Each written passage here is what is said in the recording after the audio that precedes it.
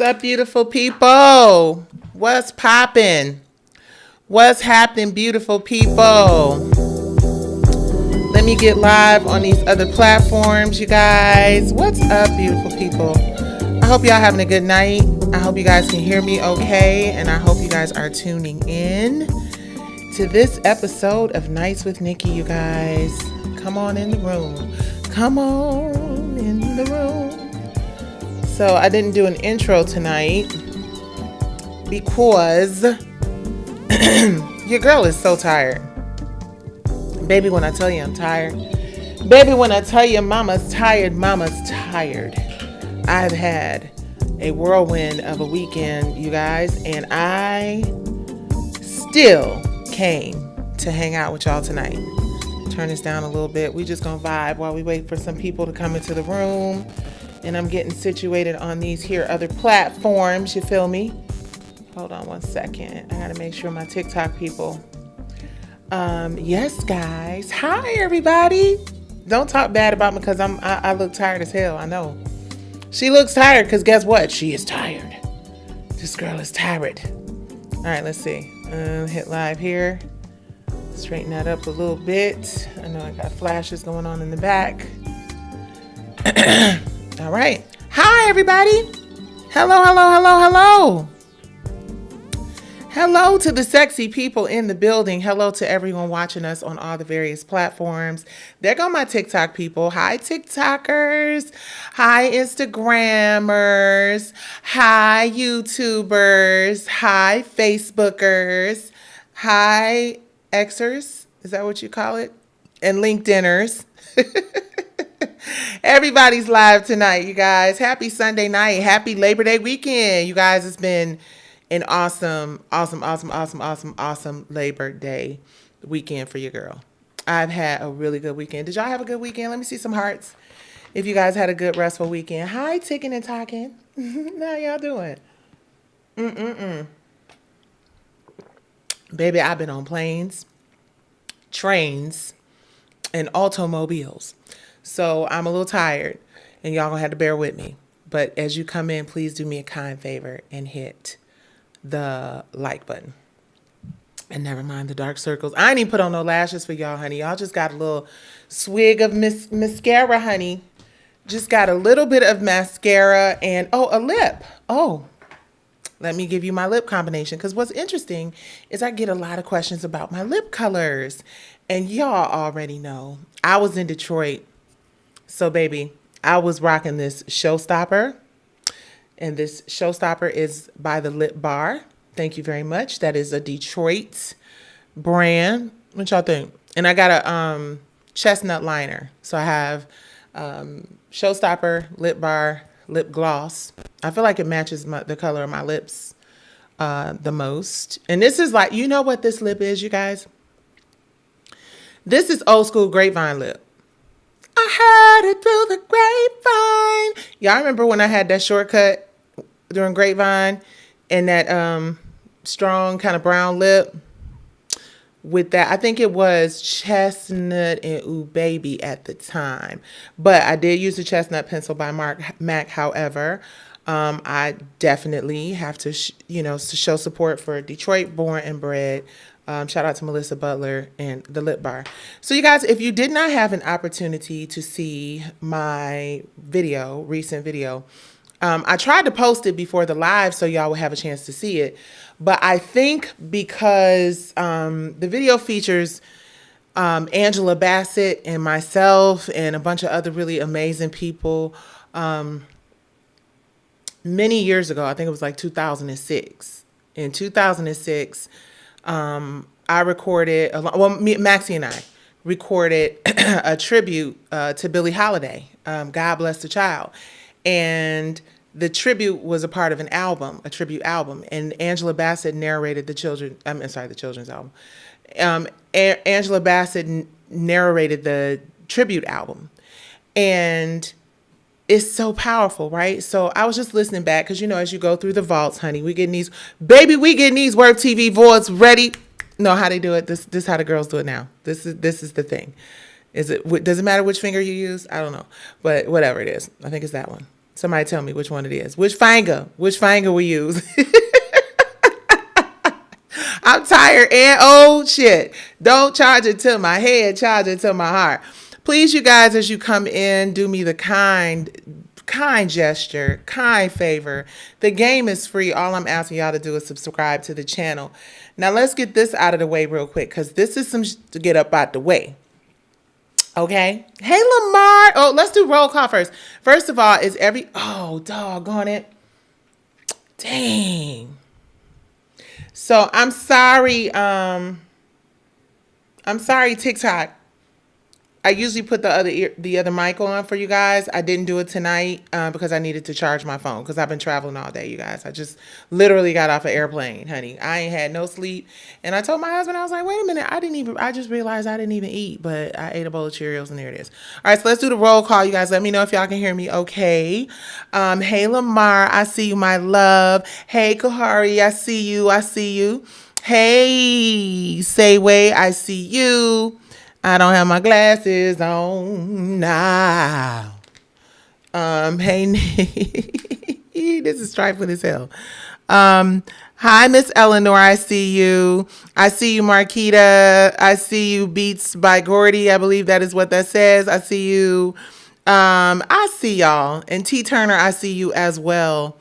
Have I seen the Hurricane Katrina documentary? I have not. Let me come over and shout out my people over here on Ticking and Talking, working all around the clock. Tick, tick, tick, tick, tick, tick, tock. Tick, tick, tick, tick, tick, tock. Tick, tick, tick. I'm from Detroit. That's how, and I'm a creative. All right, let me stop. Hi, everyone. Hello. I'm trying to read y'all's names. TikTok Complex Anxiety. I see you. Crystal, I see you. Oh, I see. Oh, TikTok is in this building. So I see you guys. Thank y'all for joining me from all platforms. Thank you guys. And of course, we always love getting our love from Kuwait. Let's pray for everybody all over the universe for love and positivity and good energy and good things. Instagram has a 0 audience, so I'm gonna move from my live on Instagram just because I'm tired of them playing in my face because there's no one watching over there. So I'm gonna discard the video, I'm gonna stop the video, and I'm gonna focus my energy on the people who are in the room. Continue without Instagram. How about that? By now they should know to come on over. But TikTok, y'all be right about it and about it. So come on, give me plenty hearts. Or maybe my Instagram people have migrated over from Instagram to YouTube. So that would be awesome as well. And Twitter, I see you. Y'all always come in and represent, and I really appreciate you guys. So we got a lot of things to talk about. We're talking about Snoop and what happened with him recently in the news. I was going to leave it alone, y'all. I was not going to talk about this Snoop thing. I was like, I'm just going to let sleeping dogs lie. No pun intended, Snoop. I love you. But I do want to talk a little bit about that because I think, as we always say on this here show, we will talk about what's in the headlines, but we want to talk about it from a more objective, open-minded, seeing both and all sides of it perspective, right? Because there's always his side, her side, and the truth. And it's a whole lot of opinion and a whole lot of innuendo. And since for most of the things we talk about, we weren't actually in the room, like we wasn't there. I think it is important for us to acknowledge that in the form of starting this conversation off by saying this. These views and opinions expressed on this show are just commentary for entertainment and educational purposes only. I believe that there is a lot to unpack today as it relates to this conversation with Snoop. And without making everything I talk about the P Valley situation, I would like to make a reference to the P Valley situation as it relates to my commentary on Snoop. And I'll bring that home. So you guys stay tuned for that. Also, honey, we're talking about Chris Brown. Yes, honey, Breezy and Brownstone. Did y'all hear about, hello, wait a minute. Y'all better run tell a friend to tell a friend. Tell a friend to tell a friend. We got some Brownstone and Chris Brown tea, honey. We got some Brownstone and Chris Brown tea, baby. So make sure you tell somebody. Go on ahead and tune in and Nice with Nicci because we about to talk about it. Also, Taylor Townsend. Oh, my goodness. We got to talk about it, y'all. U.S. Open is happening. It's really interesting. I have a cool perspective on that as well. And we are also going to give you some sad news as it relates to our brother Tyrese. So we're getting into all of the hot topics. Thank you guys for the hearts. Thank y'all. Thank y'all. And yeah, go tell your friends over at Instagram to come over to the other platforms because that's where we at. Anyway, guys, please bear with me. Give me grace because your girl is tired and I was almost about to go jump in the shower and just have a glass of wine and chill. But I realized that I have not been hanging out with you guys in quite a bit. And I want to first say thank you. Thank you. Thank you. Thank you. Thank you. Thank you. Because we are almost at 20,000 on Facebook. I'm sorry.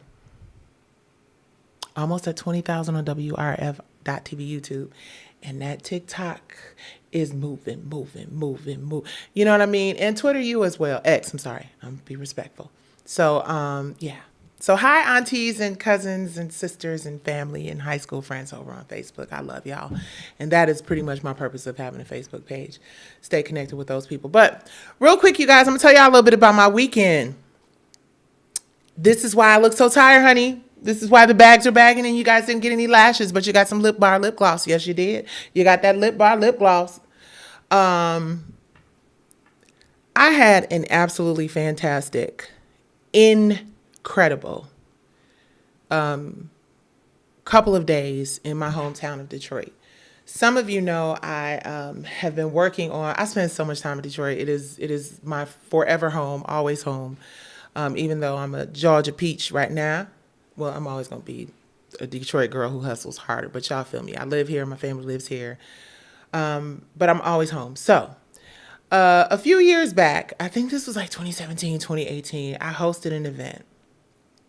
And just to give you a little bit of backstory, I'm not going to give you all of it because, of course, it's going to be a part of that there Diary of a Diva documentary that's coming as soon as we find out what the Supreme Court is going to say about this writ of certiorari that happens on September 29th in the Supreme Court of the United States of America. Thank you very much. Pay attention. This is a very important decision as relates to copyright and underfunded plaintiffs and due process and judicial misconduct and a bunch of other things. I'm sorry, not judicial misconduct. I said the wrong word. Rewind. That's not what I meant. We all make mistakes. Discretion. Abuse of discretion is what I meant to have said.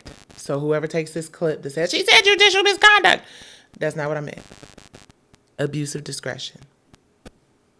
And we're not going to get into that tonight because we got too many other topics to talk about and your girl is tired. But anyway, I wanted to share this with you all because I don't know how many of you know the story of Billie Holiday, right? And this is what I started off saying and got sidetracked by the 569 other thousand things I need to talk to y'all about tonight. But Billie Holiday, like many after her, maybe, not too many probably before her, but who knows? But her story, some of you may have seen the film,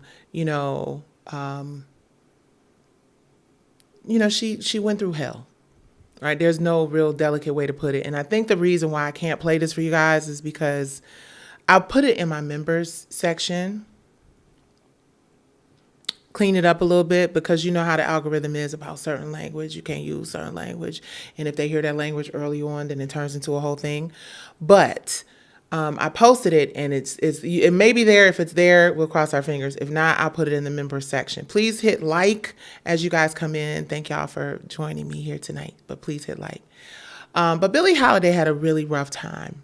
She had a really rough time. As I started out saying, Angela Bassett narrated this incredible tribute album and Maxie and I performed on it and we did God Bless the Child. And the story that she tells right before the song God Bless the Child comes on is just so heartbreaking and it just kind of stops you in your tracks because she tells a story about how Billie Holiday, they found illegal substances in her hotel room, and she had lots of people. We know by now, like, you guys, we've been in this business for we've been in this business. I've been in this business for a very long time, and you have seen what happens to a lot of artists. Please hit like as y'all come in. Please give me plenty of hearts. Please give me plenty of hearts, because I feel like tonight, as tired as I am, this is going to be a little educational and hopefully a bit inspirational, right? But Lady Day, the things that go on in the industry today, the crazy stuff that goes on in this business today. What happened back then, the way artists were treated for things like weed and, illegal substances and stuff, and how that has such a negative impact on their lives. Lady Day died of liver failure, very young, 44 years old, I want to say, right? In a hospital. They were waiting to arrest her when she went up out of here. It sucks that you just can't just say this stuff, but we're going to get to the place we'll be able to say it soon enough. Stay with your girl, because we're going to be able to say all the things we want to say, all the ways we want to say them. But we just have to make sure we're doing it in our own backyard or on our own, or you know what I mean? Y'all felt? You understand? Okay, but anyway, we're going to leave that there. But to think that she had 75 cents in the bank at the time, and she sold, to date, since the first Billie Holiday song had ever played, I don't even want to think about how many streams and how many records have been sold, how many people have sang the lyrics, performed the lyrics to, been a part of God Bless the Child and Strange Fruit and all those. And to think, let's just put on our emotionally intelligent. Yeah, I'm going to try to get to these topics, but God put some stuff on my heart, and I really need to say this. To think, we have celebrities and people out here today. I might be one of those people. Much as I get on here and please give me hearts. I'm about to give y'all some auntie school. No, this is actually going to be Dr. Auntie Nicci. I'm putting my doctorate on right now. My honorary doctorate in humanitarianism. I'm going to give y'all some humanitarianism right now. I'll be having to remember that when I'm be cussing all the time.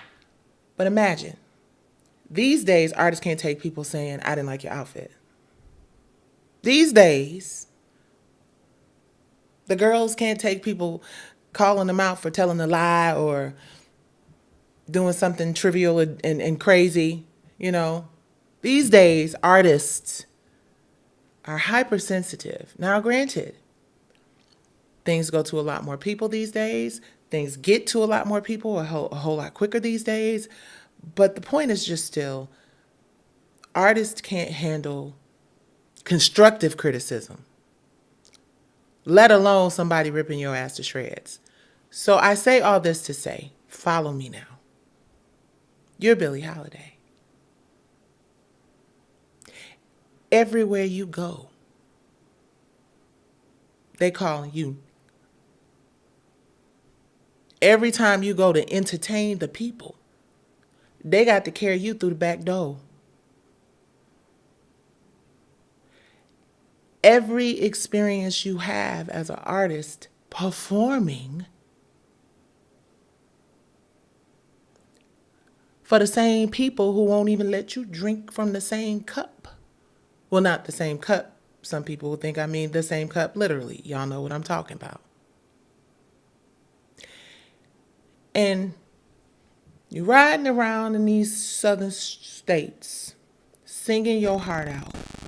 You got to self-medicate to deal with the harsh reality that any day your ass could be hanging from the same tree that you just saw or often saw along your tour route. Your people hanging from. And we got an issue with the fact that this lady need a drink or a smoke or something. I'm not condoning by any means at all drug use. I'm sorry, YouTube. Ugh, Lord God. And TikTok from what I understand, right? but soon enough we'll be able to just anyway. I'm not condoning using. I'm not condoning a lot of the behaviors that unfortunately self-medicating behaviors is what they were that artists partook in because it's not, good or healthy or anything. But when we start criticizing and labeling people this addict and this and she deserves to go to jail in the state again, and just really not considering the emotional toll that riding through countrysides and seeing your people swinging and entertaining people who won't even allow you to use the same bathroom or sit in the same space.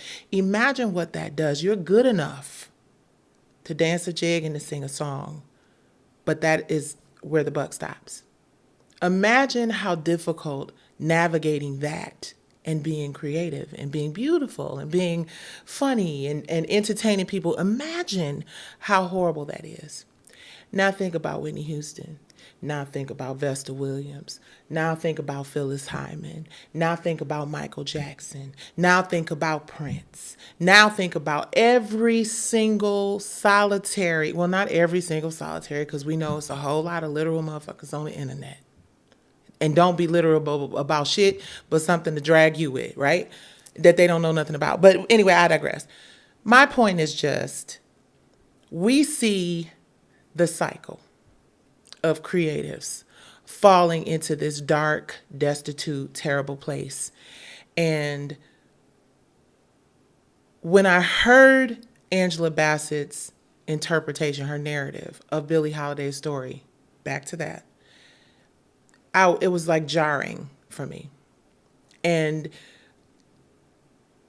I recorded the song in like 2000. I think we might have even done like 2005 or 2004. It was really old, right? It's a very old, and I'm not mad at the vocal either. Hey, honey, she was doing a little jazz thing, but don't forget my mother's a jazz singer and a huge Billie Holiday fan, so there that is. But it's just crazy to me when you think about how this thing hasn't ever ended for artists and for creatives.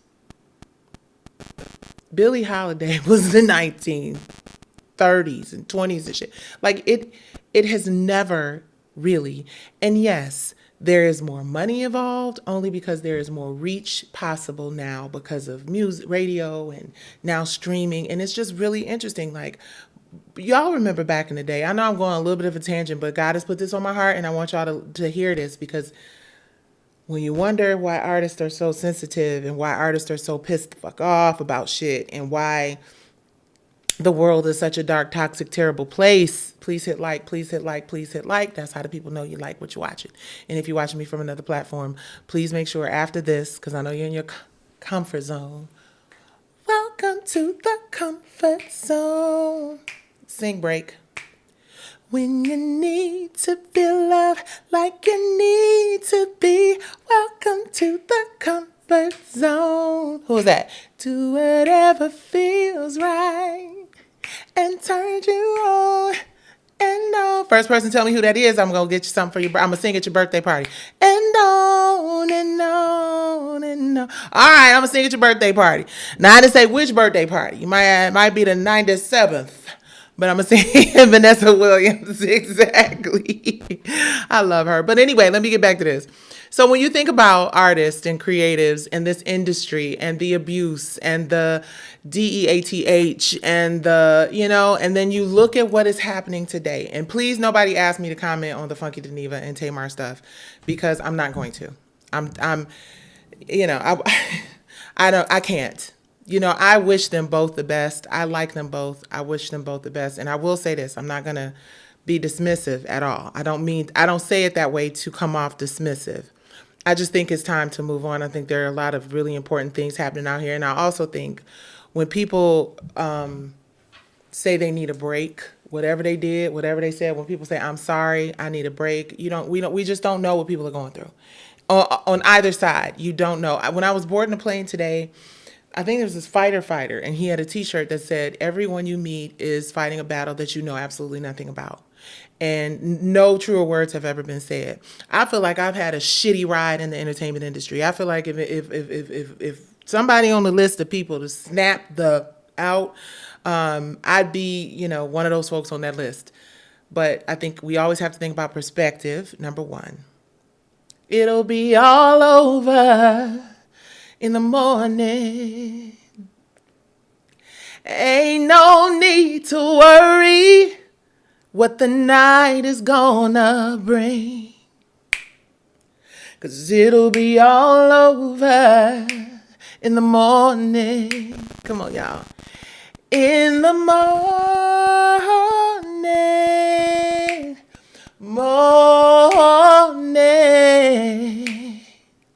it'll be all over in the morning. Ooh, y'all, that's BB and CC, baby. That's BB and CC, baby. If you from the deep, deep, baby, you know about BB and CC. And my cousin played me one of CC Winans songs with Shirley Caesar, and I was like, oh my God, if you haven't heard it, it's amazing. It's incredible. Y'all need to listen to it. It is phenomenal. But anyway, you don't know what people are going through. Sometimes people get over it quickly. Some people, everybody has a cross to bear. Not everybody has the same capacity to be able to deal with shit. You understand what I'm saying? I thank God. I don't even know how this is jukebox night. Never would have made it. I never would have made it without you. I don't know how I'm doing it because this shit is hard and it drives me nuts, but no, it doesn't. Words have power. I'm managing. My point is this. Give people grace. That's all. All that singing, dancing, and magic tricks and shit was just to say one thing. Give the people grace. Whether you agree with them or not. Whether you believe them or not. Whether you think they are being drama kings and queens or not. We are all out here fighting battles, and everybody deserves the opportunity to have grace. That's it. With that being said, let me get into some of these hot topics, and then we're going to get into some of... Oh, wait. Oh, I'll share. I'm going to save my letter. I have a little post that I want to share. No, while we're talking about Billie Holiday, let me say this, and then we'll get into the hot topics, because we're about to get into some crazy hot topics. But if you did not have a chance to see or read my post, this weekend I went to Detroit, and the theme was Gatsby, right? So the theme was 1930s, and you know, you automatically think of songs like God Bless the Child. You think of, you know, Chicago, Mama Morton. You think of, you know, all of these wonderful, amazing things. And with us about to start pre-production on Curtains. What you doing?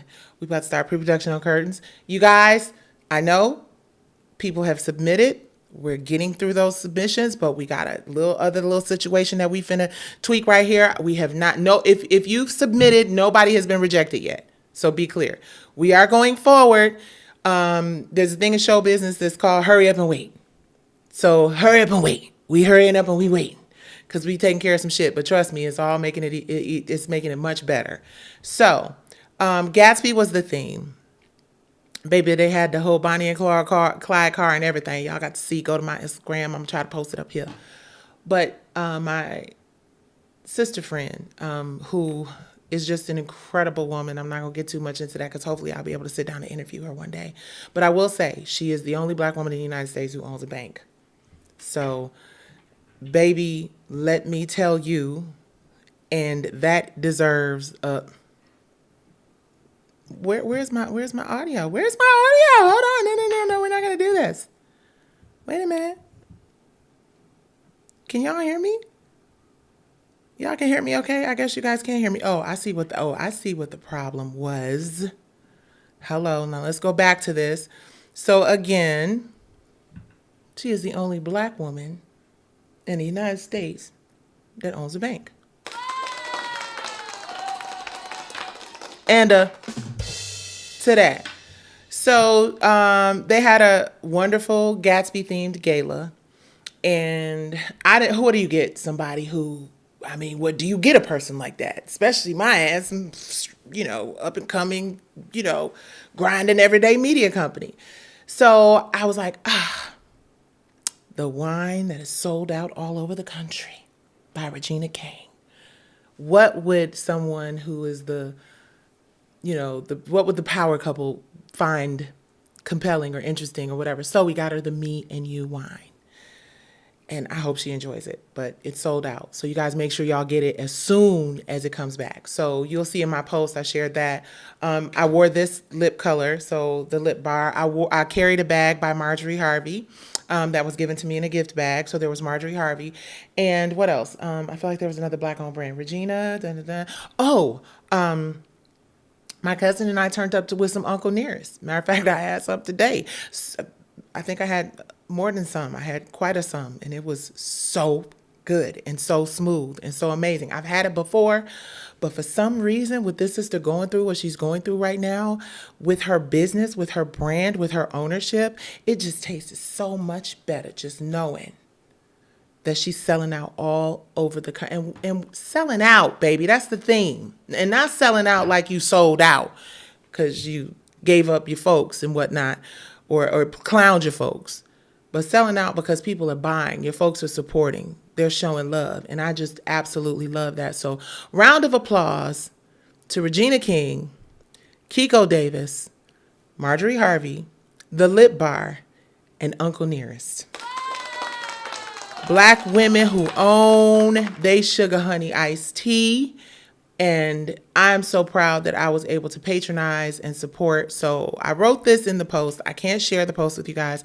If you want to hear the Billie Holiday song featuring me and Angela Bassett, you can hear it on my Instagram after this. And I think I may have posted on my Twitter, and I'm gonna try to get it on YouTube. If not, I'm gonna send it in my community section or my member section, whichever, after tonight's broadcast. And I may be able to do, I don't know, TikTok. I don't know. I'm learning TikTok, so I don't know if they're gonna allow me to post it again because there's some real stuff. She's saying the DIE word. She's saying the DRUGS word while she's narrating it. So unless I can clean that up and give it to you guys a different way, whatever. But anyway, here's my open letter real quick, and then we're going to get into these topics. What time is it, my long-winded ass? It's only 30 minutes, so I should be able to do 30 on the hot topics. These are my thoughts. I was so deeply grateful for this weekend in Detroit, right? Oh, no, first of all, let me talk to y'all about God Bless the Child. The origins of the song came from, allegedly, because none of us were there, but this is what the internet streets be saying, is that the song God Bless the Child, Billie Holiday once said that the idea came from an argument with her mother over money. When her mother refused to help her, Billie reportedly snapped, "God bless the child that's got his own." She later turned that phrase into a song. At its core, the song is about self-reliance, independence, and the realities of money and power. The lyrics amplify that those who have money and resources often get more help and respect. Hold on, let's get the chimes going if we with the checks. Hold on. Those without often find themselves abandoned and overlooked. True security comes from having your own means, your own independence, because you can't always rely on others. The themes in the song are about economic equality, family and community struggles, resilience, empowerment, and it definitely has a spiritual undertone. So with that being said, having spent this incredible weekend with this really incredible woman and seeing success at that level, being able to actually touch it and feel it and experience it. And real quick, I was going to say, we met when from the bottom up our foundation before, of course, things got really crazy with this litigation. We are self-funded nonprofit. Everything we do pretty much, we figured out how to just scrape up to pull these things together, right? With hopes that we would be getting grants and things like that. But we would do an annual, I think we did 3, maybe 4 annual She Speaks Live town hall discussions, and Kiko and Gail Perry Mason and Shanita Foster and Bina Elliott from JP Morgan. Oh, when I tell you, oh my God, we had some of the most incredibly powerful women in the city of Detroit participate in this panel, and they sold and poured so much into the people who were there. So having met Kiko in the space of her giving back and her sharing her wisdom and her kind words, and we stayed connected, and we have lunch, and we, you know what I mean? And there's never I enjoy just having conversations with people that I can learn from. There doesn't have to be anything on the other end of it. God is going to do what God is going to do. But being able to learn from people, that is why I'm so freely, sharing dialogue with all of you, because it's so important for us to, our stories do us no good if we hoard them, if we keep them to ourselves.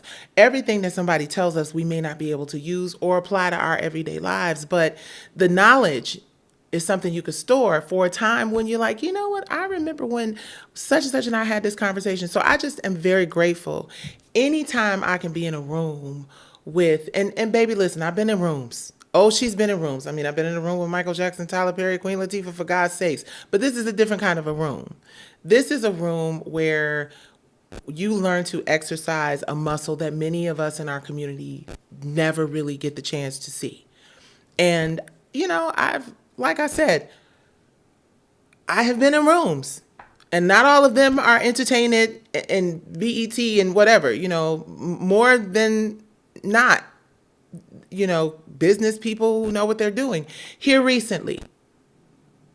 And I've learned that the knowledge that you gain from just listening and observing and being gracious about the invitation to have a seat at somebody's table at that level is just irreplaceable. And it doesn't always have to be attached to a carrot at the end of a string. It's just using and feeling the inspiration. So I always say, I want to go into a room feeling like, I don't care when I meet somebody or I'm in a space, because you go to the conferences and you go and, the empowerment and the badass outfits and the, air kisses and, been all of them places, right? But the ones that are most fulfilling for me are the ones that leave me inspired to build something myself great. Leave me feeling like the air was not thick and heavy with envy and side eyes, and those rooms are few and far between. And I've been in a couple of those spaces here recently that I truly enjoy. But I wanted to make the connection to this Billie Holiday song because what she experienced is dreadful. What she experienced, you guys, I know y'all are probably commenting and stuff. I just got to get this out. What she experienced is dreadful. What many creatives and many artists experience is dreadful. We all were able to witness Whitney Houston, just like some of our family who our ancestors may have been able to witness what happened with Billie Holiday. How do we change that? How do we not just consistently have Billie Holiday, Michael Jackson, this person, that person, the next person who's going to be threatening to, hurt, do self-harm or unalive themselves or, whatever. How do we get beyond that? Conversation. Authentic, real, honest, fearless conversation. And the reason it's easier for me to have the conversation now at my big age is because I was watching Keke Palmer's interview with, or I was watching a clip. I did not watch the interview. See, that's the thing. Must be lying. You watch the headline and the clip, but you don't watch the whole interview. There's a whole context to this whole thing. But the soundbite that stood out for me is when Taraji said, God only gives you enough F's to give to get into your 50s, or up into your 50s, or something like that. I'm paraphrasing. And I could not agree more. Because when you see what it looks like to be healthy, wealthy, wise, unbothered, with zero, like you see people all the time say, I ain't got no F's to give. When you turn 50 years old and when you have the resources and you're set for life, that really kicks in. And sometimes there's some people out there that revert back to it in later years, and then they just want to be all up in the videos all the time, getting public approval, right? And getting the girl, you look good, and I like your bag, and I like your hair. But the vast majority of us, when we reach that age, if you don't have this narcissistic, egomaniacal desire to have constant approval, right? Because I hope y'all know by now, I don't give about nobody's approval. I'm going to say what I got to say. Most of the time, I'm very anti-approval because I be thinking, damn, if you cared more about people's approval, then maybe your ass wouldn't be caught up in so many things. But it's clear But there are a lot of people out here who are really consumed and build their brands and build their and there are people with billions of motherfucking dollars that live in that space. Oh, trust me, we've seen them, we know them. We may not know this about them. Some of us do. But you're never going to listen to us, because when you deify someone and give them exactly what it is that they need or what it is that they want, oftentimes, you know, they have a facade of they don't care about what anybody who doesn't agree with them has to say, or anybody who doesn't acquiesce to what they want. And those people are people who are, you know, want to be kings and shit like that. But people who just want to do what is right and live their lives. And how did I get on this tangent? I don't know, but I'm gonna give it to y'all anyway. People who want to be right and live their lives and walk in ordered steps, understand that they're probably not gonna have a big fan base of people who, you know, because people really want smoke and mirrors until they realize that you can't get shit with smoke and mirrors but a bunch of fake friends and fake promises. And when you realize that it requires a different level of IDGF,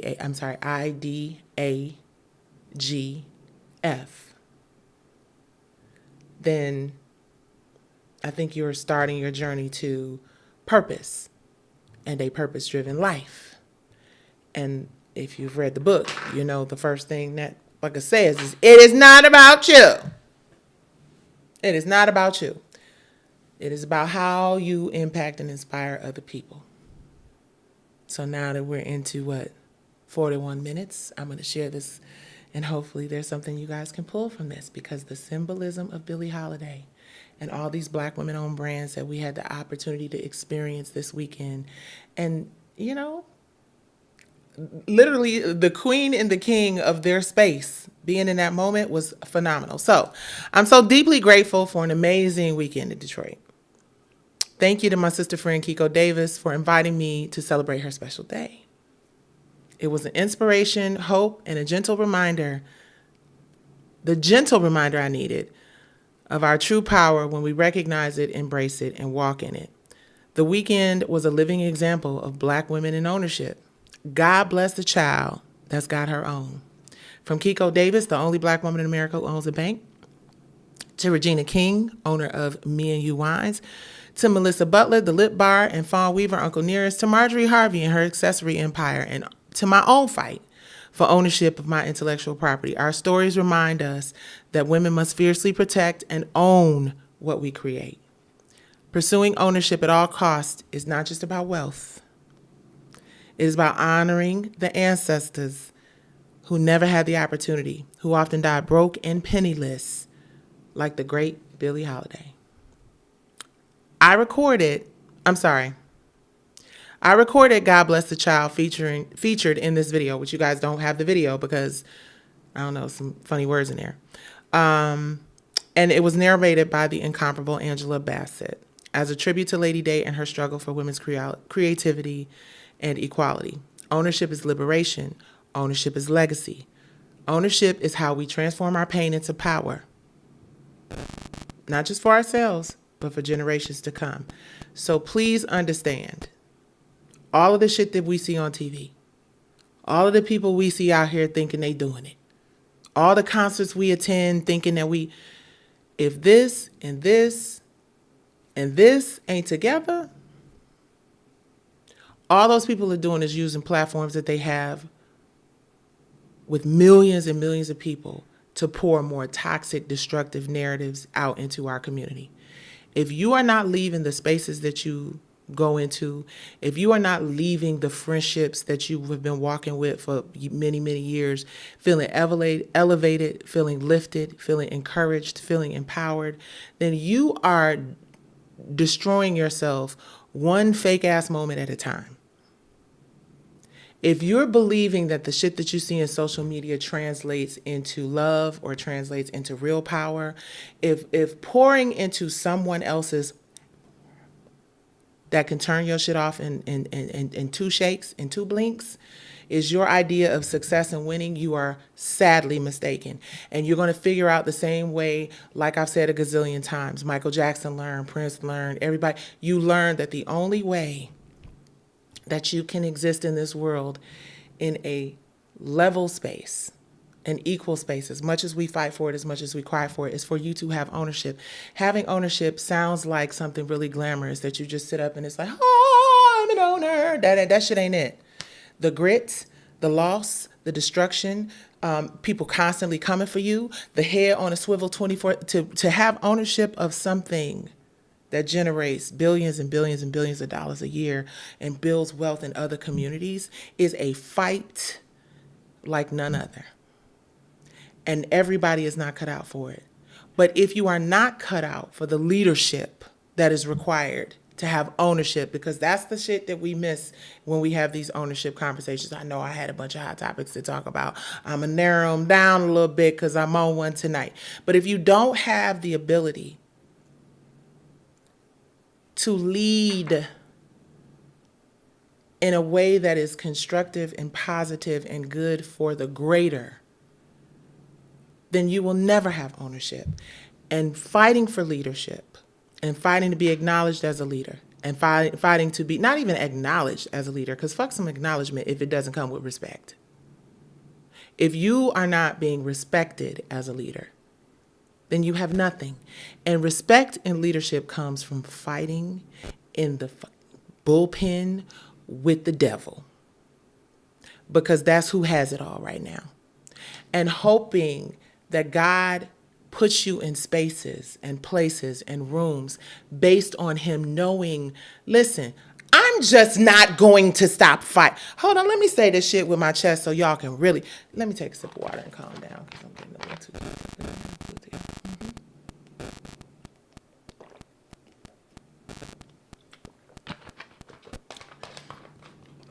Stop making this about me. Leaders who really believe in something greater than themselves do not give up. They are relentless. They understand that they will try to bury you. They understand that most get buried.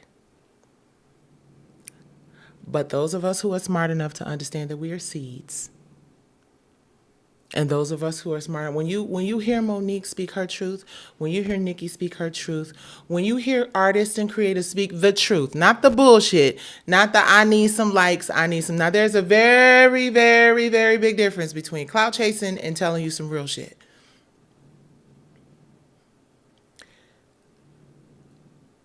The people that you think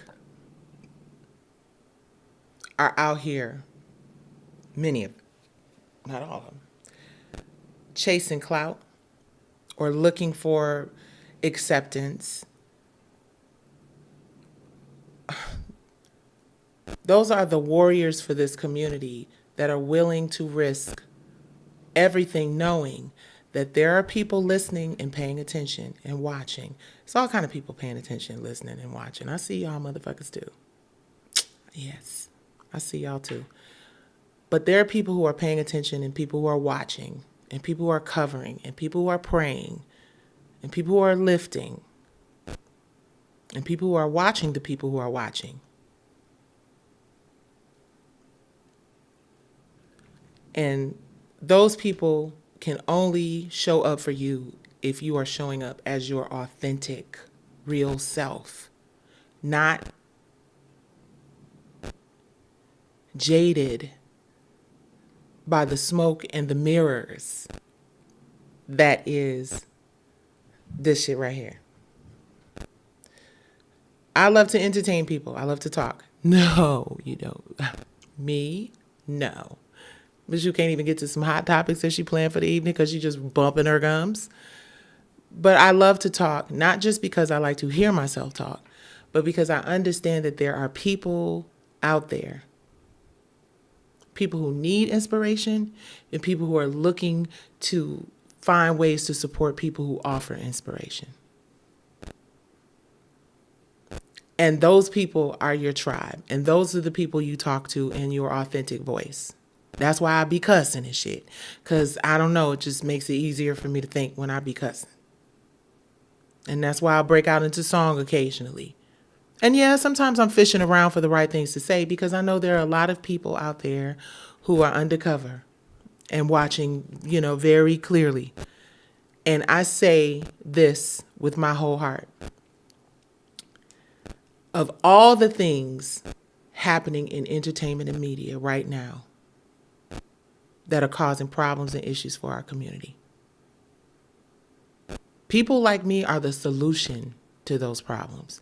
So the only people who don't want the solution to be heard or seen or felt or experienced are the people who don't give a fuck about our community.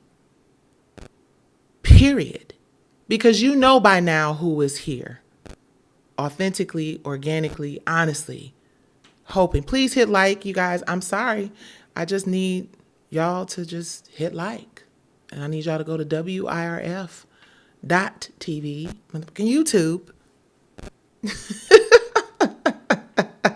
and say hi to your girl. I need some likes. I need y'all to retweet this. I need y'all to repost it. That's what y'all can do. I be forgetting to talk to the people over there on what's this place, this thing called X.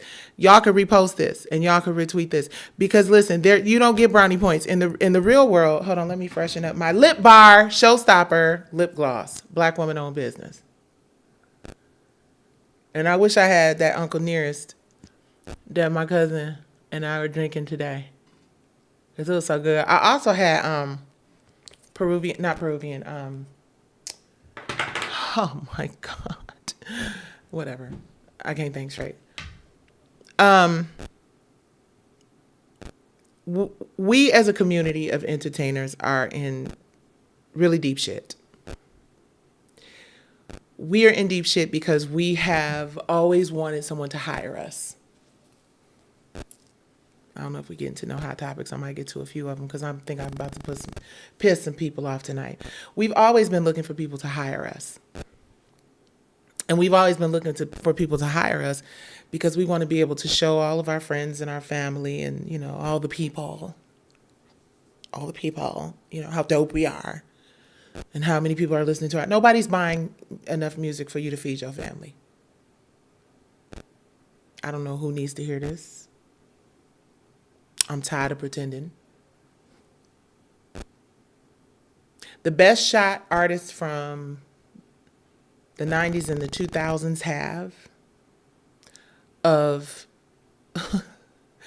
being able to sustain themselves financially for the next, because, you know, ain't no 401ks in this shit, is your story. Your experiences, the audience that you still have that you may not have that long, depending on when these people decide that they're going to start. And you've seen, you know, your traction and what's happening, right? You've seen how people have been, you know, moving in the direction of wherever the algorithm wants them to be based on the fact that this is all about money. Artists and creatives from those genres, I don't think you're ever going to outdo the music that you made that is now streaming, that has been streaming for the last 30, 40 years. I think the plan and the pivot for those artists should be to amplify those records that you already have on those streaming platforms. And that leads me into my hot topics. Is your man on the floor? If he ain't, let him know. Let me see if you can run it, run it. Girl, believe I can run it, run it. Is your man on the floor? Shout out to our brother Chris Brown.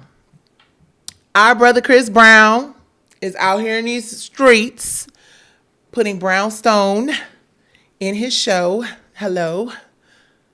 I'm so excited to hear that. Can we give our brother a round of applause for selling out his tour? Chris Brown done sold out the tour, and I am here to tell you that that is another way that artists and creatives out here in these streets can make their money.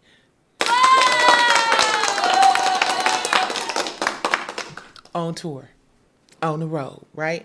The issue is it's really lucrative for really big artists right now. Those of us who are not, real quick, just so y'all like, oh, you just kind of glossed over that. Please hit like, please hit like, please hit like, and please retweet if you are on X. Do they still call it retweet even though it's X? And please give me hearts if you guys are watching from Ticking and Talking. But yeah, Chris Brown is out here performing Brownstone. You guys, I posted it on my IG. I will put it in my stories. I just don't want it to get taken down. But, you know, just the fact that Brownstone has positively impacted so many other artists, I'm just really grateful. Thank you, Chris Brown. Thank you. Thank you, little brother. Now, aunties can go and if you need us to show up and shoo wop bop ba doo bop bop, see, we'll sing background, especially on our own shit. You know what I mean? And I get it. Like, you might not want, you know, you might want the aunt, you might not want the auntie aesthetic. I totally understand that. But we fine as aunties. Do your research, Chris. Tell somebody, tell a friend to tell a friend, tell Chris Brown. Have Brownstone come sing that song for him in the background, baby. But yes, I'm very grateful to our brother Chris Brown for putting If You Love Me in his show. So Brownstone and Chris Brown is a win-win for the situation. And that's what I mean when I say your catalog. What is old to you as an artist and as a creative is new to someone else. Because I'm sure that there were a lot of Chris Brown fans in that audience who was like, what's that he listening to? Right? So we've had Future do Brownstone. Shout out to Future. Thank you very much, brother Future. Chance the Rapper reached out for Grapevine, but I guess what I told him I needed for it to happen was kind of like maybe insulting to him, because maybe he was like, who the fuck sees aunties, bitches? But, you know, that didn't go through. It was supposed to be a record on the Chance album. Also, Tory Lanez. Shout out to Tory Lanez. And we have another sample from another young artist that I can't mention yet. Just, you know, I don't know if it's happening or not. And let me say this real quick. Like, to all the young artists who are out here covering the legends, right? Covering our material, whatnot. Y'all already know. Well, maybe y'all don't know because you guys are young artists and the industry is a little different for you guys than it was for us. But many of us didn't have that deal that was that girl. Okay? Our deal was, for many of us, the record deal was not that girl. So the only way that we're able, many of us are still in debt, as in Brownstone, $1 million to the record labels. So naturally, when you ask to use our song, they're not giving us that money. That's just money that's going to chip away at the $1 million that we owe. So we can eventually get to the point where sharing our music with you. And now because of streaming, depending on the deal, there's a different, which is why I tell artists all the time, make sure that you are constantly reminding people of your catalog. Make sure that and I have to do better by it. Like, I need to repost more content using my own catalog, because that is the catalog that will, I think, give you the biggest opportunity, because what was in the 90s is hot today. I'm just going to let y'all know, everybody using it. Look at Chris Brown putting Brownstone in his concert. Hello. So you guys always consider that when you reach out to artists or creatives about, here we go getting on this hour, when you reach out to artists and creatives about using their material and their samples, just think about it from that perspective. We grandmas, you know, mamas, wives, you know, a lot of us have struggled through this industry.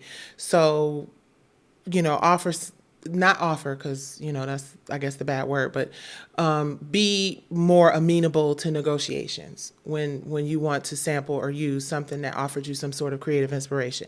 And no, we did not get paid shit for the Tory Lanez thing, really. Like, it was some old, like, you know, we ain't got to get into the publishing royalties conversation, because that's a whole nother joke. But anyway, Chris Brown, Brownstone, I hope artists continue to sample us. Y'all, let's get into this moment right here with our girl, Taylor Townsend, who says, she spoke on, I don't want to butcher this girl's last name, but she spoke on Jelena Ostapenko's apology. And she said that she expected her to react a certain type of way, and she didn't, and it infuriated her. This led to her saying some things that were hurtful, belligerent, and offensive, not only to me, but also to the sport and to the whole culture of people that I try my best to represent in the best way I can. It's nice that she apologized. So we're going to play this audio clip, you guys. Take a listen. The post, since you mentioned it. This was by Ostapenko this afternoon. Ostapenko. She said, "Hi all, I wanted to apologize for some of the things I said during my second round singles match. English is not my native language, so when I said education, I was speaking only about what I believe as tennis etiquette, but I understand how the words I used could have offended many people beyond the tennis court. I appreciate the support as I continue to learn and grow as a person and a tennis player. Goodbye, New York, and I look forward to being back next year. What are your thoughts about that message that Ostapenko posted publicly? I like you. You a little messy. No, I'm kidding. That's nice that, she did that. I'll read to you. Baby, that's Shay. Hold on, she goes on. That was Shay. That she apologized. That's fine. That's cool. At the end of the day, I think that it's a learning lesson for her. Again, like I said, when everything first happened, you cannot push your expectations on other people. And that's ultimately what happened. She expected for me to react a certain type of way, and I didn't, and it infuriated her, and which led her to say things that are hurtful, that are belligerent, that are offensive, not only to me, but, to the sport and, to a whole culture of people that I try to do my best to represent the best that I can. So for me, it's nice that she apologized. This isn't the first, second, third, fourth time that, that she apologized. That's fine. That's cool. At the end of the day, I think that it's a learning lesson for her. Again, like I said, when everything first happened, you cannot push your expectations on other people. And that's ultimately what happened. She expected for me to react a certain type of way, and I didn't, and it infuriated her. And okay, guys, I think I'm repeating that. So, first of all, y'all, I'm a little distracted. I just read a comment. I don't know if this is the Stephanie Mills or not, but if this is the Stephanie Mills, do you understand what on my TikTok? Do you have any idea what an important role you played in my I'm about to cry and be emotional? And I'm going to feel like a real idiot if this is just like a Stephanie Mills fan page, but if you are, just tell her I said it. I would not... Let me just say this real quick. And I'm sorry, Taylor, this is an important conversation. But let me just say this about Stephanie Mills real quick. Then I'm going to get off of it and I'm going to stop fangirling. But the song Home, if you are a singer, and even I believe to this day, if you are not learning and fixing and getting your chops together off of the song Home, when I think of home, if you are not and have not and did not do your Stephanie Mills homework and you think you're a singer, go somewhere and sit down, learn home, learn the inflections, learn the breath work. If this is Stephanie Mills, first of all, wham bam, thank you, ma'am. We're going to give you another one. Hold on. We're going to spend the whole night just clapping for Stephanie Mills. Even if it's not, please tell I said so. Thank you, if that is who. But the message was, good info on catalog Nicci, keep sharing education. And oh my God, if that's really you, even if it's not, thank you. And I needed to say that. So hopefully the message gets to her. Now, real quick, let me say this about Taylor Townsend, because she said all that needed to be said, honey. She said the thing that needed to be said, the way the thing needed to be said, with the and she was just calm. And yeah, I like you, you messy, but let me get messy with you, but for real. So I love her. I love how she responded. Initially, I was like, well, if someone apologizes, but like she said, this is the 50, 11,000, million, 100,000, 10th apology. And if it's not sincere, it's not sincere. The way the man was reading it probably sounded more sincere than it sounded with, oh my God, yes, thank you, yay, message received, putting a rush on me. But anyway, okay. And I would, oh my God. I'm just going to go on ahead. Look, God say when the opportunity presents itself, I would love to interview you for my podcast. I would love to learn from you. I would love to shut up and listen. I would love to ask questions that all the people want to know. If y'all want to hear from Stephanie Mills in a conversation with me, please put some hearts in there, y'all. Tag her, ask her. Please, that would be amazing. But back to Taylor. I think that Taylor said what needed to be said, and time out for us just like pretending like everything is okay. time out for us just receiving apologies because we want to look like they went low, so we're going to still go high. She still went high, but she went high with the truth. And high truth beats low, what would be a lie, beats low feeling of I should have said something and I didn't, whatever that means. Somebody give me a word that's real smart. I don't ever want to feel like because I say what's on my mind or I share what's on my heart that I'm not taking the high road. Taking the high road oftentimes requires leaning in and sharing hard truths with people and being okay with them not receiving them. That is the high road, right? Because as long as you don't, as the song they make in Detroit called, I beat that with a bat. As long as you don't do nothing like that, jump over no table, spit on nobody, fight nobody, and you say it nicely and you still represent your culture, then the thing is the thing. But I want to say this real quick and then we're going to move on from the Taylor Townsend conversation and into, I don't know what the next story is. I think the next story might be Snoop, but, or Tyrese, I'm sorry. And that's kind of quick. But when I was on a plane today, I was sitting next to a black woman, and then on the other side of the aisle, there was a non-black woman. And it's interesting because I was just kind of, I'm a people watcher and observer. And baby, let's just say, Taylor got, folks got these folks in their feelings. And yeah. And we know this one was rooting for that one and that one was rooting for the other one. And I hate that because I say it often, and if you haven't heard me say it, my other mother is a Scottish woman who was my drama teacher, Susan Story. Hello. I don't do white, black. Most of my family is biracial, a lot of them. I don't play that game. I don't think that your character is determined by your skin color, either way. But I recognize a Karen when I see one. Okay, I'm going to get up out of here. Okay, Tyrese, in sad news, you guys, and I say quick not to be disrespectful at all. Where's the clip for the story? Hold on. I'm sorry, guys. And I think the last story, which is horrendous, I think we're going to just keep that. So Tyrese is releasing music. I don't know what's going on, but Complex Music is proud to announce that Tyrese has dropped a brand new album, Painfully Beautiful, the highly anticipated continuation of the emotional R&B trilogy that began with Beautiful Pain. The new album delivers 20 all-new songs, blending Tyrese's raw emotion with star lineup featuring Method Man, 2 Chainz, Jeezy, R&B icon Joe. Ooh, I cannot wait to hear the record with Joe.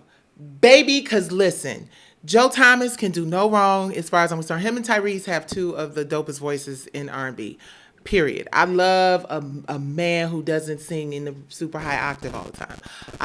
No offense. Like, I'm not loving Maxwell and who else? Some certain people that, but ain't nothing like that gritty ass, you know what I'm saying? Have I told you I loved you? That begging, pleading, baby, please, baby, please, baby, please. And Joe with that calm shit. It's amazing how you knock me off my feet. Come on, sing break. Hey, come on, y'all, snap. Every time I come around, you come around me, I get weak. Yeah. Nobody ever made me feel this way. Yes, it did. Come on, y'all. You kiss my lips and then you take my breath away. I want to know. Come on, background. All right. So, loving some Joe. I'm sorry. The reason why I said I don't know what's going on is because I was initially posting or talking about, and I can't find the post, so I hope I don't know, sometimes they give you old posts. Yeah, I think they did. Let's get to it. A song for you, mama and dad, keep your loved ones close. 2 days ago, yes. I'm sad and I'm confused and I'm just trying to process this all. R.I.P. to my father and my mother. Your boy got the family. Thank you. Okay, so this is what I wanted to talk about real quick. I told y'all I was tired. I have been drinking. I traveled today. But like my Sora Fantasia said, I'm still here. I'm here. And I think I'm going to get through the Snoop conversation. And I think the crazy political person who did the crazy stuff to his grandkid is going to have to wait for tomorrow's show. Grief, real quick. I just want to touch on this. We're not going to stay in it too long because, like I said, I've been drinking. Not too many, but Tyrese has experienced the loss of both of his parents. There is nothing like the feeling of losing the source, the two people who are the source of you being here. Anybody who is an orphan, like me, like Tyrese now, like other people, understands that feeling is really, especially if you're the only child by these people. And I'm the only product of both my mom and my dad. I have siblings with my mother and siblings with my father. But I'm the only child my mother and my father had together. And I don't know if that's what it is with Tyrese or not, but being an artist and being a creative and going through a period of grief, back to the grace. As a community, we got to do better. As a community, we have to allow people to go through the process. Understanding that artists are the most sensitive people in the world. Understanding that artists are rarely going to make the right decision. They're going to make the artist's decision. And if everything about an artist was right or a mathematical, problem to figure out, then maybe the world would be more stringent and more accurate. But the whole point of artists being artists is for that to be about emotion and feeling and how we translate that into tones and music and melodies. And I think that when people are going through hell and they're trying to still put on a happy face and keep working and keep pushing through, and they take and suffer those kinds of losses. I lost my parents 90 days apart, and it was so terrible. So I encourage, first of all, Tyrese, I'm tired. Brother, I'm praying for you. I hope you get all the love and peace and grief management that you possibly can. But to all of our people in our community, when people are going through hell and artists are catching hell and having a hard time, please hit like. Please hit like. I see 200 folks over here and a couple. I need y'all to hit like. I need y'all to give me some likes and some retweets and some reposts. Please and thank you. So Tyrese, we are praying for you, brother. He is dropping a double album with Joe and a bunch of Method Man and a bunch of other people. So congratulations on that. Artists and creatives, continue to promote your existing catalog, because breaking new music in this genre and in this space is going to be difficult, because the bottom line is the game is definitely rigged. Well, not definitely. I don't know that for sure. I wasn't there, and I don't want nobody sending me no letters. The game is likely just a little rigged, because the people who own the platforms that run the streams are going to make sure that the people who are signed to their labels and whatnot, get priority. As, some people would expect. Okay. All right, guys, I can't do the Carolina, guys. So real quick, tomorrow we're going to talk about the North Carolina election official who was accused of slipping. I shouldn't have done that, but y'all know what I'm trying to say. MDA and something else into his granddaughter's Dairy Queen blizzards. He's facing felony CHILDABUSE charges. So we're going to talk a little bit about that, because I'm going to get a little bit into the Sarah Stokes thing. Somebody said, can you do a line from Vera Brown, Meet the Browns? You shy! My son went to Penn State and not the state pen. And I'm going to throw in a little Crayola. I almost got my GED, motherfucker, so you could kiss my ass. Crayola was my favorite role to play. All right, okay, guys. So we're going to talk about this weirdo tomorrow. But I want to get into this story, Snoop thing, and then I'm going to get up off this mug. Snoop Doggy Dog. So Snoop has been in some hot water, you guys. I'm a little slow on this story, so bear with me, but there's something objective and a teachable moment. That's what I want to say. I like to think of Nights with Nicci as an opportunity for us to unpack the headlines. I just looked at my hair. That looks crazy. For us to unpack the headlines and give commentary, but also figure out how to turn this into a teachable moment, right? Because a lot of the people that we're talking about are my peers, and I just don't like talking negatively about people. I don't do that shit. But I will tell you about yourself, though. So anyway, Snoop Dogg done got into some trouble. He says he was caught off guard amid the backlash over remarks about the lesbian couple in Pixar's Lightyear. My bad, I'm not perfect. Well, Snoop, none of us is, brother. So don't feel bad about it. But anywho, Snoop Dogg is clearing the air after facing criticism for his comments about a same-sex couple featured in Pixar's Lightyear. Responding to a clip of TV personality T.S. Madison calling him out, Snoop took to the comment section writing, "I was just caught off guard and had no answer for my grandsons. All my gay friends know what's up. They've been calling me with love." He added, "My bad for not knowing the answers for a 6-year-old. Teach me how to learn. I'm not perfect."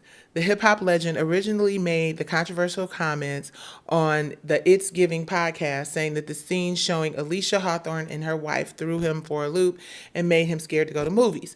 Madison was one of the many to publicly speak out, questioning why Snoop was fine with explicit scenes in his music videos, but uncomfortable with a sweet scene between women, calling his remarks rooted in a little bit of homophobia. Snoop's remarks also caught the attention of Lightyear writer Lauren Gunderson, who helped write the scene and stood firmly behind the decision to include same-sex characters. She stated, "I created Lightyear lesbians, small line, big deal. I was elated that they kept it. I'm proud of it. To infinity, love is love." Do you think that Snoop's response is sincere, or should critics keep holding him accountable? And this is where I'm going to open up the floor for you people to say what you have said. Oh, y'all singing background. I said the things. I'm gonna give y'all a minute to say, what do you guys feel about the Snoop situation and the Buzz Lightyear situation? They need to check his computer. They're on Meet the Browns. Let's see. Grandbaby got caught off guard hearing Papa say, "Ain't no fun when the homies can't have none." Ah! Oh, Jesus. Oh, Lord. Oh, my gosh. Okay. So listen, let me give my perspective on this, y'all. I'm so tired. But shout out to everybody who's in the room. Shout out. X is on fire tonight. It's 170 people or some stuff over there. So hi, X. Hello. Let's give a round of applause to the people on X who are showing out tonight on this motherfucker. I appreciate y'all. Elon Musk, let your girl come back live, because I had lost my live privileges and I called Elon. I'm like, look, and you a Cancer, I'm a Cancer. Let's be friends. Psych. But yeah, somehow or another I got it. I think it was really caught off guard by having it be animation. Grandbaby was caught off guard. Okay. Love from Kuwait. Hi. Thank you so much. Okay. I don't see too much commentary. I think he was caught off guard. Some people think he was caught off guard. Some people think that he was just, using it as an opportunity. Okay, so let me say this. When we talk about having grace, grace doesn't just apply to one particular group of people. Grace should be something that applies to all of humanity and animals and everything. Grace is nonpartisan. Grace doesn't have a sexual identity. Grace is not, hard or difficult or dangerous. You know what I'm saying? We got to have grace. And let me give y'all my reasoning for that. Please hit the like button. The reason I feel like we owe Snoop and anyone else grace. Now, first, let me say this. First, let me say this here. I've seen a couple of people respond to this, a couple of people from the community, right? From LGBTQIA community. I did not see T.S. Madison's, but I saw, I'm not even gonna start naming the people that I saw, but because that's gonna open up a can of worms. But my point is just, I've seen people respond to this, and listen, there is something really valid about the whole, well, how do you explain rolling down the street, smoking and Erder was the case that they gave. Like, you got to explain those things too, right? And that's not about being shady. Let's see. But what is the to expect from a male named Snoop Dogg? Right. Yeah. Well, that is. Someone says you don't owe grace to anyone. Yes, you do. You owe grace to everybody. Yes, you do. I disagree with that statement. I've heard it over and over again, and I'm sure some therapists will tell you that. But I think that is bullshit. I think everybody is worthy of grace. You don't have to forgive everybody. You ain't got to fuck with everybody. You ain't got to give everybody your time, your energy, or your attention. But even that is a form of grace, right? Giving somebody grace is, here it come. Is it coming? Sorry. That was loud.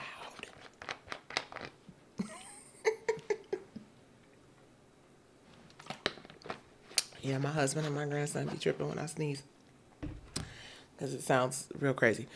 Thank you. Thank you for the bless yous. I received those. Thank you. Everyone deserves grace. Even if grace is you saying, I could snatch a plug out your ear, but I'm going to give you some grace. I could flip a table on your motherfucking ass, but I'm going to give you grace. I could run you over right now, but I'm going to give you grace. Because giving someone grace is more about you than it is about them. Because what comes with not just, even if you give a person grace and never talk to them again, everyone is worthy of grace. And grace can be a superpower if you learn how to use it. Trust me on that.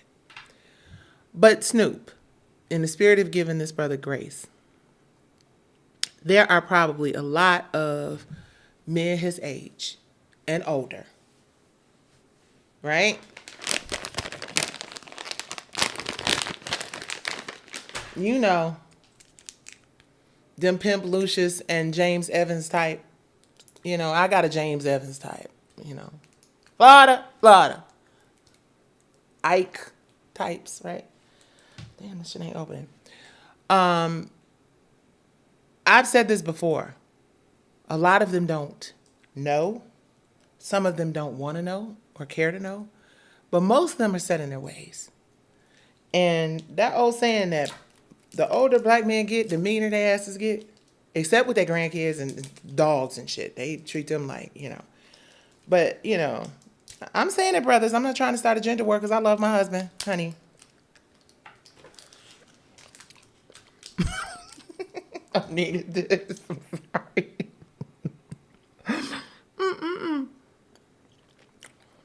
I needed this. I'm sorry, y'all. I told you I didn't eat.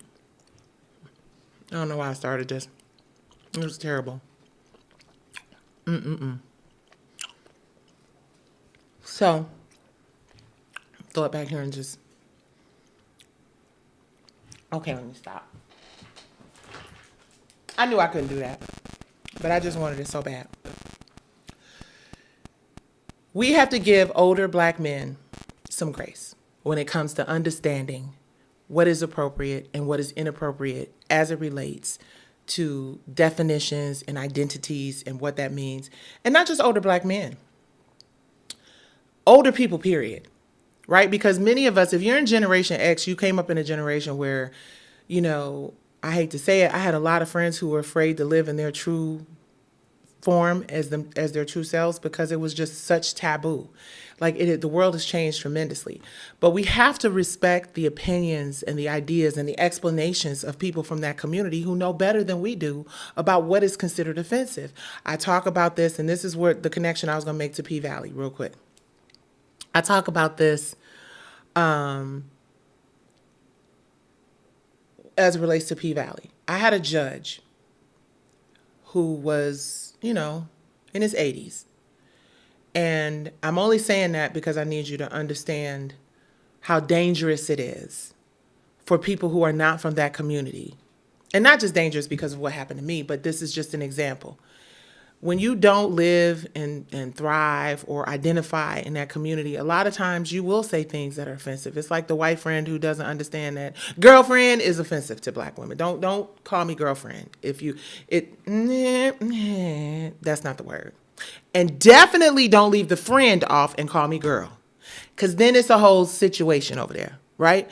But some women don't know that because, they just, they try to be cool. Girlfriend, hey girl, hey girlfriend. No, see, our hey girls, hey girl is way different. Y'all hey girls, hey girl.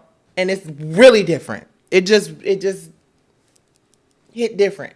But I don't necessarily think that every non-black woman who says, hey girl, is nefarious or a Karen. But it comes off that way. So the grace is once you are corrected by someone who understands in that community what it is and you do that shit again, then it's time to tangle, right? But because he said he didn't know how to explain to his grandson how two women blase bleed, blase blah, that is something that you have to have a conversation with your children about because this is the real world that we're living in and it is something that exists. But you should also be talking to them about the GUNs and the drop it like it's hot and you know what I mean? Because that is equally as inappropriate, right? So I get that you wouldn't be sitting in a movie theater watching Boys in the Hood with your grandson, so you don't feel like you would have to explain that. And when you go to see a cartoon, this is where the grace comes in, you guys. This is where the perspective comes in. This is where the don't be snoop up about it, because at the end of the day, it was a cartoon.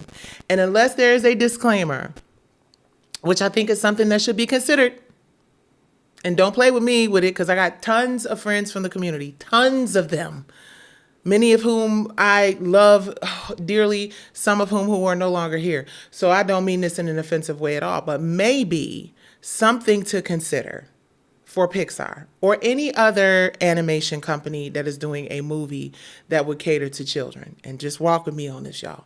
Maybe something to consider, and maybe this is something they did. I don't know. I did not see it. But maybe there is a parental advisory kind of a situation that goes on, right? So you could say there are characters represented in this project that children may question or wonder. Please have a conversation with your child ahead of time, or maybe even, I'm giving y'all a freebie here, Pixar. And your girls got bills. Can you pay my bills? Can you pay my telephone bills? Can you pay my automobiles? But this is what y'all should do. Maybe listen, the person that finally decides to put their money where my mouth is, honey, and build with me and build with this, honey, because never fails, right? I just need the financial backing to make it all come to fruition. But what I would do, not to tell people what they should do, but what I would do is I would do a BTS behind the scenes, or feel me now on this. Rad with me, y'all. Pixar need to give me a check for it.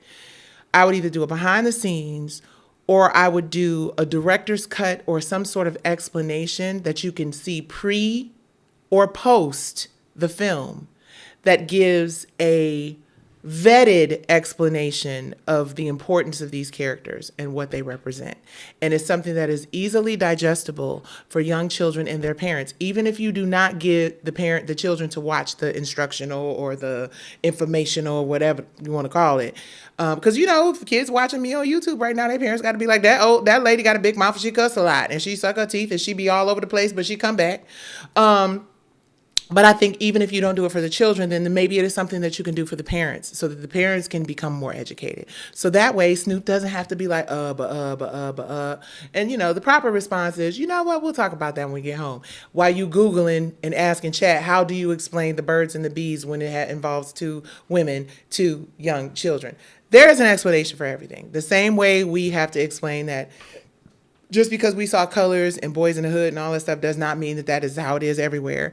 And some of us have to be educated on what you wear and what hood. And that's some real shit. Because when I first moved to LA, my big ass was running around looking like a big red Target circle. In the wrong neighborhood. Bitch, you can't be walking around looking like a Target circle in the wrong neighborhood. So I needed to be educated on what that was all about. Colors, blue and, you know what I'm saying? So, and it's just, It's just grace, honey. It's just grace. So Pixar, listen to Auntie Nikki. Come up with some sort of instructional or tutorial or informational so that anybody who's taking their kids to go see it and any parent who may need to offer explanation for that is, has a resource. Okay, not true. My grandson questions it now because he doesn't understand. It's something that kids cannot understand. I believe that. I totally believe that. I totally believe that. Yep. Totally believe that. And I think it would also be good to do something like that for a divorce. I know a few people who are going through divorces right now. And in divorce situations, I think, because there is potential to have vitriol and hate and all that shit between both parents, I think if you have something where kids are able to understand the process and, well, people fall in love and then people fall out of love and some examples and shit like that, I think the world would just be a better place for the children. Yeah.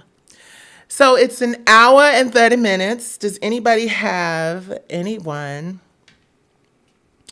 Yes, you do have to have a talk. I remember my son's school talked about bisexuality. He said, I don't believe people are bisexual. Then I said, I think that they're just gay. Okay. Yeah, it's, you guys, if we don't understand someone's thoughts, opinions, lifestyle, it's okay to ask questions. And it's okay to say you don't know.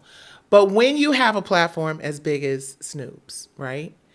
And depending on how the conversation was had, I think 90% of the time when it comes to situations like this, whether it is you trying to explain, I'm so tired, y'all. Look at how dark my eyes look. When it comes to you trying to explain to your youngins what's going on and whatnot, or anything, not even just that, like, if it's an argument on R&B Divas, delivery, intention, and choosing your words and having grace makes so much possible. Because I don't think the majority of people like drama. I don't think the majority of people want to be in the middle of no bullshit. I don't think the majority of people want to fight. I don't think the majority of people want to be mad and looking over their shoulders every 5 minutes in the hood because you done shaded this person and da-da-da-da-da, whatever. I think most of us want to be peaceful, left unbothered, happy. And you know what? I'm going to leave y'all with this. Because this happy shit is overrated. It is. The happy thing is overrated. There are over 500 versions of God Bless the Child. Oh, wow. I didn't know that. Thank you, sister, Soror, L Boogie. Oh, y'all, I ain't even put the like, share, subscribe up there. That's why I ain't getting no likes. Hold on. Let me put this shit up there right now. Hold on. Y'all knew I was tired when I came in here. Y'all know I'm supposed to have certain stuff set in place. And y'all didn't tell me. And TikTok, y'all didn't tell me either. And y'all ain't even over there. Anyway, 500 versions of God Bless the Child. Lord, please. Let me say this about happiness being overrated. Somebody came in the last minute asking me, a couple people have asked me about the Tamar and Funky Geneva situation. I'm so tired. I'm praying for them both. Clearly they're not friends.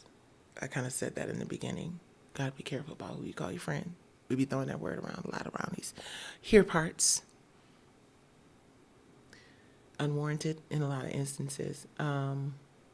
We should just let that go. All of us. Because we don't know what people are going through. And that's just not Tamar. We don't know what Funky's, you know what I'm saying? People go through shit, and people, the capacity to deal with stress and the stress of it all and all that stuff, it just becomes overwhelming. So the easiest way to let something die down is to not talk about it.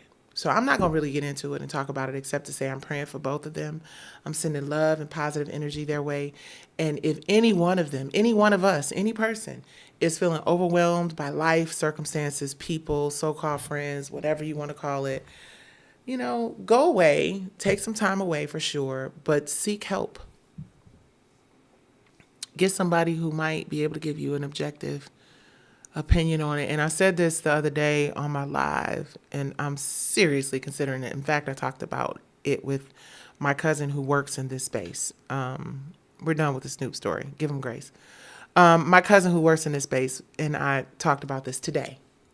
And I was telling her that as I grow and evolve and become an old ass 50-year-old, 55-year-old woman, I'm starting to realize that the industry that I've worked in for 30 years is in desperate need of people who understand this industry, but also understand how to figure out how to navigate it in an emotionally intelligent way, right? And I'm not an expert by any means, and I don't want the responsibility of, not that I don't want the responsibility, but I don't want anybody to confuse what I'm saying with me giving expert advice.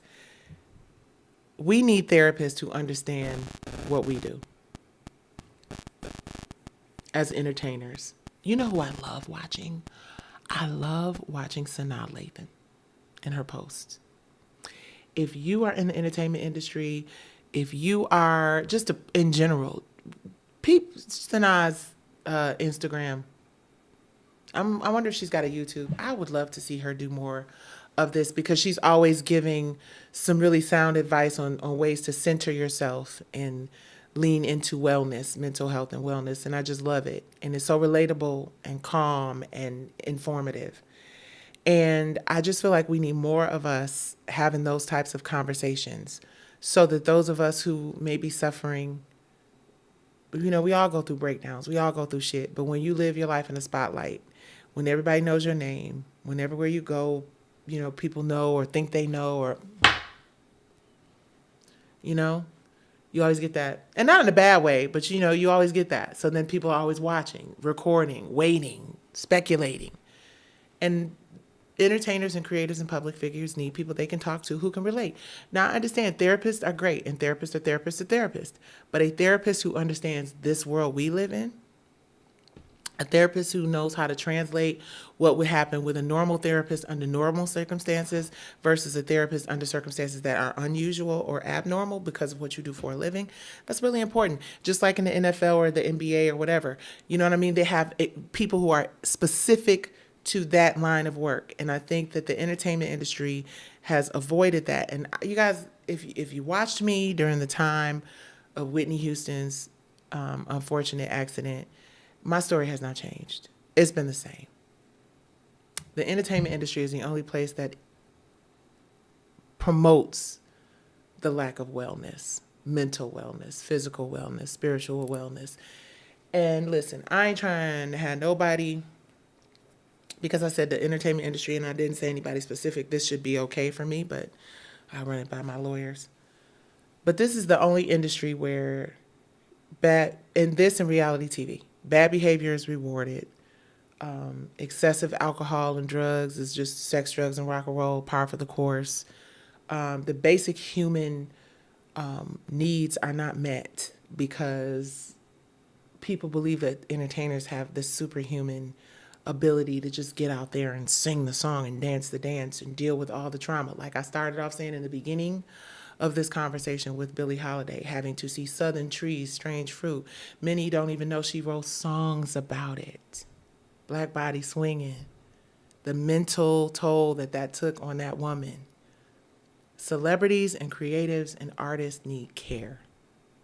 They need care that understands what they do, how difficult what we do is, and understands the power that untreated and undiagnosed illness in the form of trauma and self-medicating and all of that, when you have millions and millions of people following you and watching your every move and inspired by you and motivated by you and depressed by you and triggered by you and broken by you, that's dangerous. Celebrities have access to too many people for that shit to continue to go unchecked. So I've been thinking about figuring out a side hustle. Wellness coach, little therapy on the side, just some conversational shit. Once I get through some of these things that we have planned, I know I'm doing 569,000 things and ain't but one of me, but it's very important. And at some point we have to acknowledge that it is in crisis. It is beyond crisis because we've lost too many people since the 1930s with Billie Holiday, all the way up to yesterday with we haven't lost him, but you know, the threats that come up from people. Let's take these threats seriously.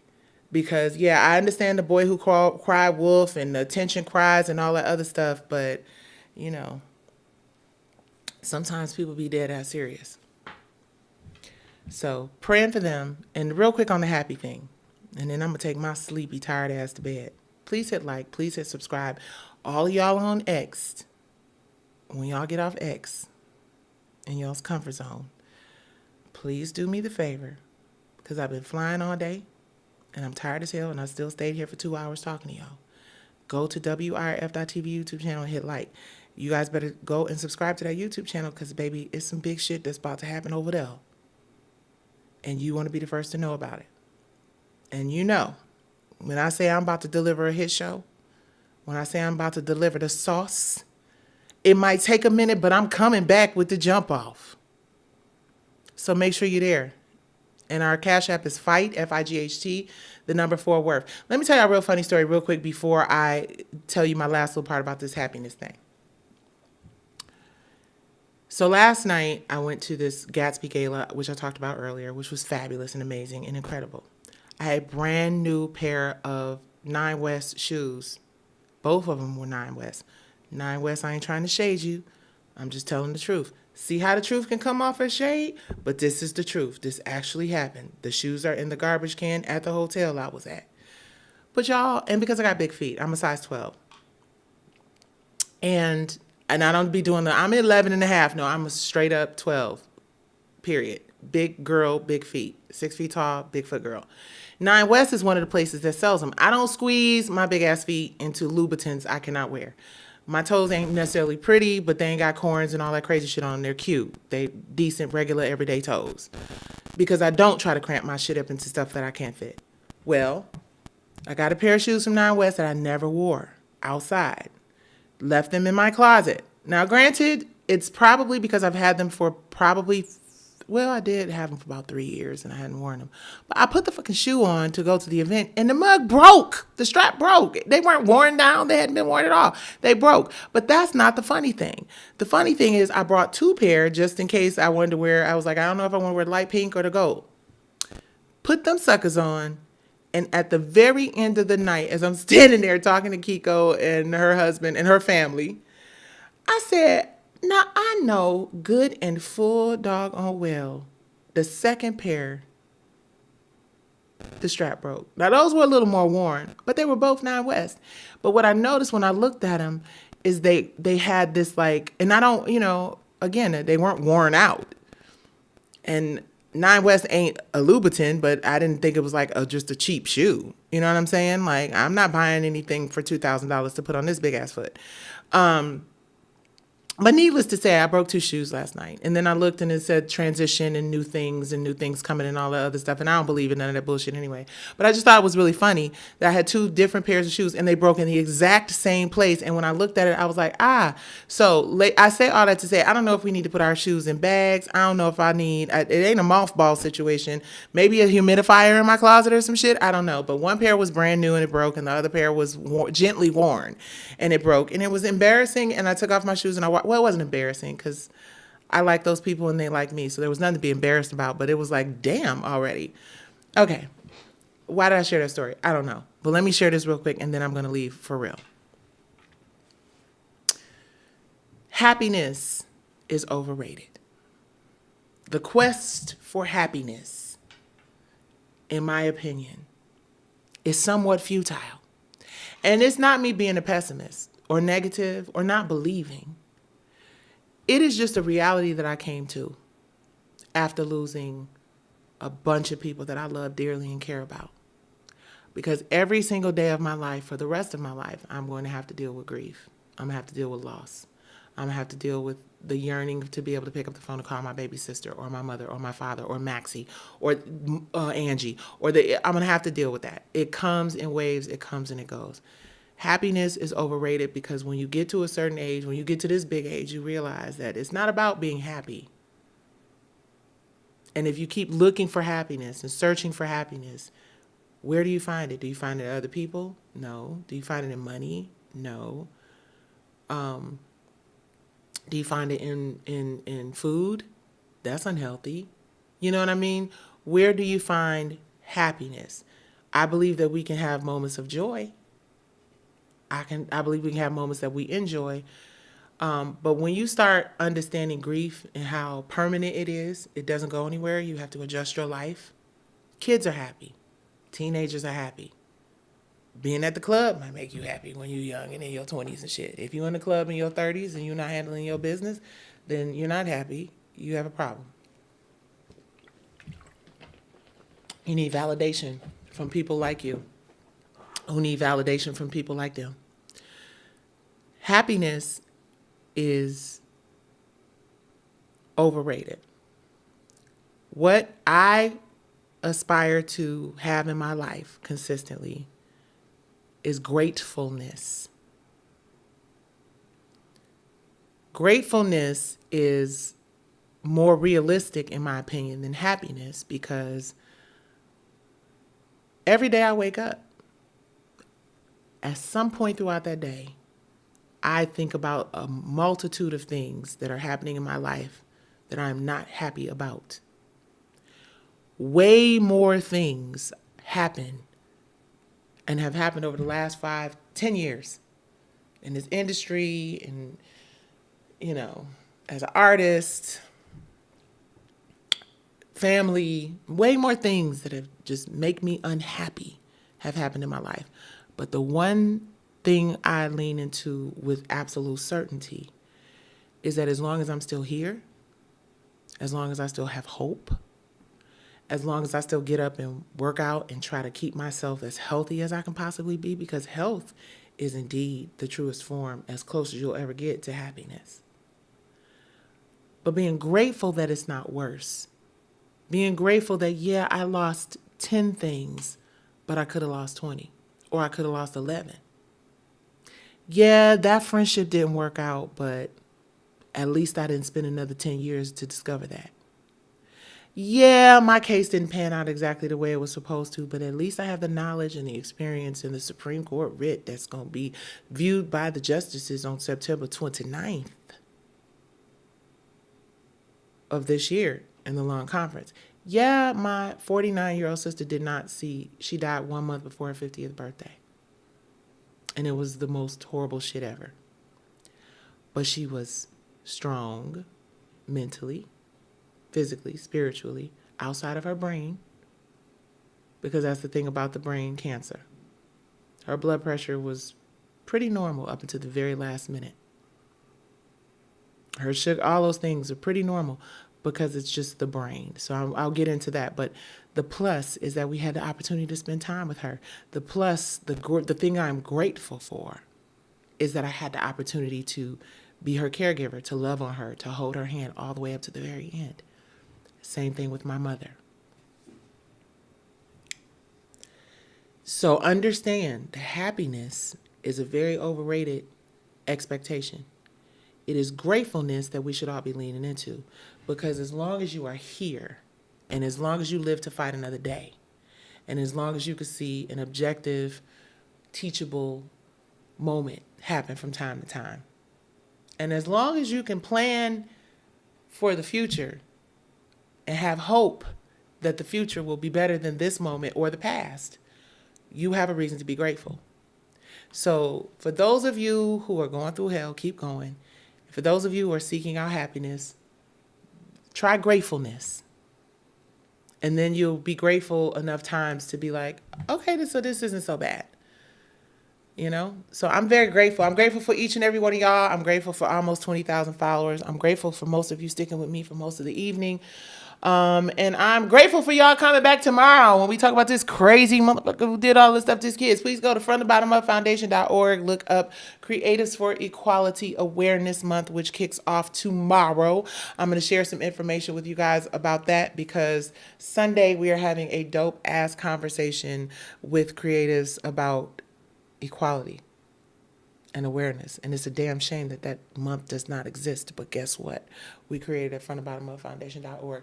Okay, guys, this is 2 hours again. I'm tired as hell. It's nice with Nicci. Hit like, share, and subscribe. Are y'all enjoying the show? Can you guys give me some hearts if y'all enjoying the show? Am I just rambling? Are y'all just watching me ramble and unravel and crash out? Like, some of these other people, or are we getting something from these conversations? I hope we're getting something from them. Thank you, Ocean. I see you. Hey, Craig, I see you. Said, don't go, you preaching. Remember, ignorance is bliss. Exactly. Hi, Tori. What's up, blessings? I see you. I see you. I see you. I see all this information, you guys. I thank y'all from the bottom of my heart. Remember to stay grateful. Remember to stay grateful and have some moments of joy. Joy, joy, joy, joy. Good night, everybody. I love you guys. Thank y'all for hanging out. I'll see y'all tomorrow at 10:30. Yes, indeedy. Nice with Nicci. Oh, wait, let me get y'all some music real quick so we can make this fancy. Thank you, guys. Have a good night.